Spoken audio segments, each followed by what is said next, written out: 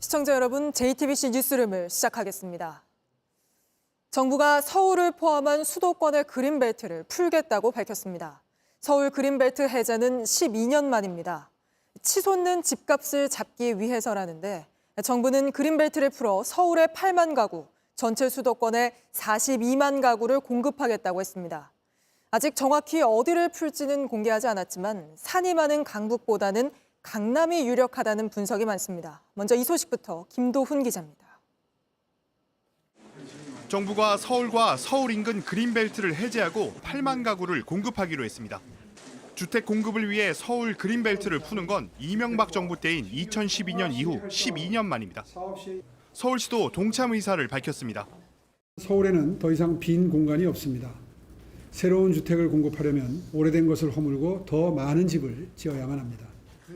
다만 가장 관심을 모은 신규 택지 위치는 오늘 발표하지 않고 11월에 공개하기로 했습니다.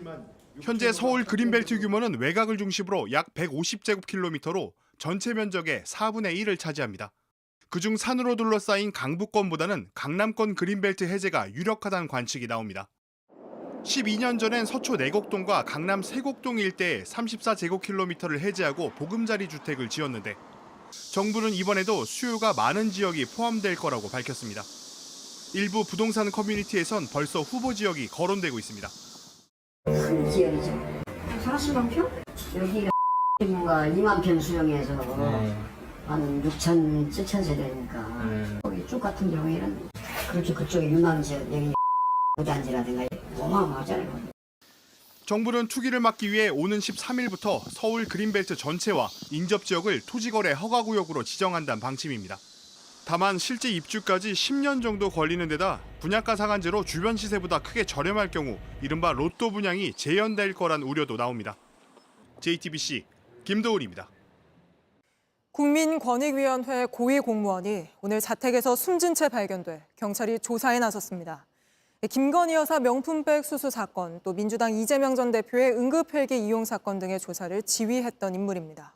이서준 기자입니다. 오늘 오전 국민권익위원회 소속 고위공무원 김모 씨가 세종시 자택에서 숨진 채 발견됐습니다. 김 씨는 안방에서 동료 직원들에 의해 발견됐고 메모 형태의 유서를 남긴 것으로 알려졌습니다. 김 씨는 20여 년 동안 부패 방지 업무를 해왔습니다. 최근엔 김건희 여사의 명품백 수수 의혹과 더불어민주당 이재명 전 대표의 응급헬기 이용 사건 등의 조사를 지휘했습니다.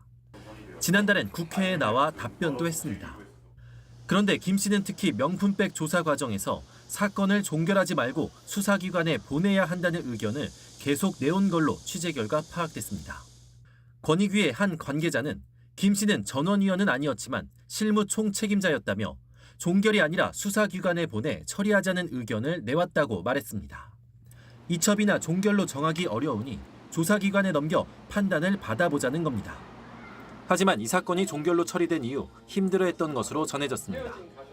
경찰은 부검을 통해 정확한 사인을 밝힐 예정입니다.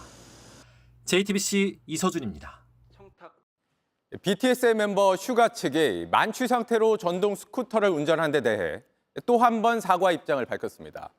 처음 사과 땐 전동 킥보드를 탔다고 해명했는데 경찰 설명을 통해 킥보드가 아닌 전동 스쿠터를 운전한 사실이 드러났기 때문입니다. 소속사는 사건을 축소할 의도는 없었다고 했습니다. 최연수 기자입니다. 어제 방탄소년단 멤버 슈가와 소속사가 낸 입장문입니다. 술을 마신 채 전동 킥보드를 탔고 범칙금과 면허 취소 처분을 받았다고 했습니다. 모든 처분이 마무리된 것처럼 밝힌 겁니다. 하지만 경찰은 전동 킥보드가 아닌 전동 스쿠터라며 아직 처분을 내리지 않았다고 반박했습니다.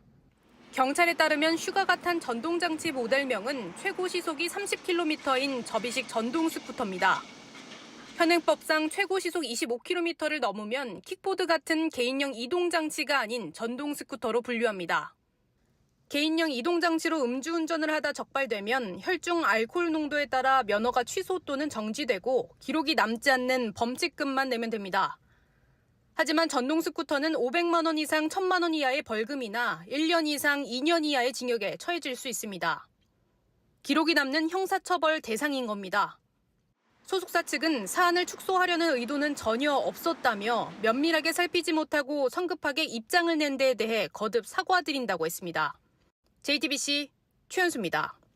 윤석열 대통령이 두 차례 거부권을 행사한 최상병 특검법을 민주당이 다시 발의했습니다. 이번이 세 번째인데 지난번과 달리 이번엔 수사 대상에 김건희 여사도 명시했습니다. 국민의힘은 더 허접한 특검법이라고 반발했습니다. 이희정 기자입니다. 세 번째 최상병 특검법은 앞서 폐기된 2개 법안보다 수사 대상 등 범위가 확대됐습니다. 이종호 전 블랙펄 인베스트먼트 대표의 임성근 전 사단장 구명 로비 의혹을 추가하면서 수사 대상에 김건희 여사를 포함시켰습니다. 특검법안은 이종호 등이 김건희 등에게 임성근의 구명을 부탁한 불법 로비 의혹 사건이라는 문구가 들어갔습니다. 최상병 특검법에 김 여사 이름이 들어간 건 처음입니다. 특검은 앞서 한동훈 국민의힘 대표가 제시한 제3자 추천 없이 민주당과 비교섭 단체가 한 명씩 추천하도록 했습니다.